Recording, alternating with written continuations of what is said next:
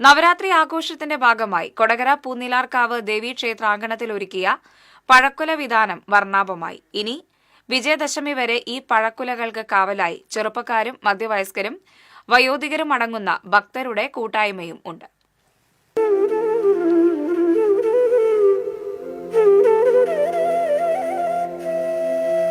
കണ്ണനും കദളിയും കർപ്പൂരവള്ളിയും പൂവനും ചാരപ്പൂവനും നേന്ത്രനുമൊക്കെയായി നൂറുകണക്കിന് പഴക്കുലകൾ കൊണ്ടാണ് ക്ഷേത്രാങ്കണം അലങ്കരിച്ചിട്ടുള്ളത്. പൂനിലാർക്കാവ് ദേവസ്വത്തിന്റെ ആഭിമുഖ്യത്തിൽ ദേശത്തിന്റെ വിവിധ ഭാഗങ്ങളിലുള്ള ഭക്തരുടെ പറമ്പുകളിൽ നിന്നും വെട്ടിക്കൊണ്ടുവന്ന കായക്കുലകൾ ക്ഷേത്രത്തിന്റെ കലവറയിൽ വെച്ച് പഴുപ്പിച്ചു. തുടർന്ന് പൂജവെപ്പ് ദിവസം ക്ഷേത്ര നടപ്പുരയിൽ പ്രത്യേകം തയ്യാറാക്കിയ ഇരുമ്പിന്റെ ചട്ടക്കൂടിൽ കുലകൾ കെട്ടിത്തൂക്കുകയായിരുന്നു. സംഘമായാണ് വാഴക്കുല വെട്ടാൻ ഗ്രാമാന്തരങ്ങളിലേക്ക് പുറപ്പെടുക. ഓരോ പറമ്പിൽ നിന്നും വെട്ടിയെടുക്കുന്ന വാഴക്കുലകളിന്മേൽ നമ്പർ ഇടുകയും അതേ നമ്പറും വീട്ടുടമസ്ഥന്റെ പേരും വിലാസവും നോട്ടുബുക്കിൽ കുറിക്കുകയുമാണ്.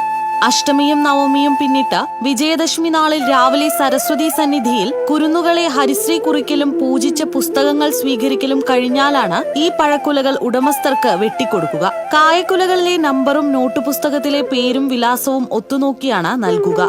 ക്ഷേത്രത്തിലേക്ക് പഴക്കുലകൾ സമർപ്പിക്കുന്ന ഭക്തരുമുണ്ട്. അറിവിന്റെയും ഐശ്വര്യത്തിന്റെയും ഉത്സവമായ നവരാത്രി കാലത്ത് ഇത്രയധികം പഴക്കുലകളാൽ അലങ്കാരം നടത്തുന്ന കേരളത്തിലെ അപൂർവം ക്ഷേത്രങ്ങളിൽ ഒന്നാണ് കൊടകര പൂനിലാർക്കാവ്. TCV news, Kodakara.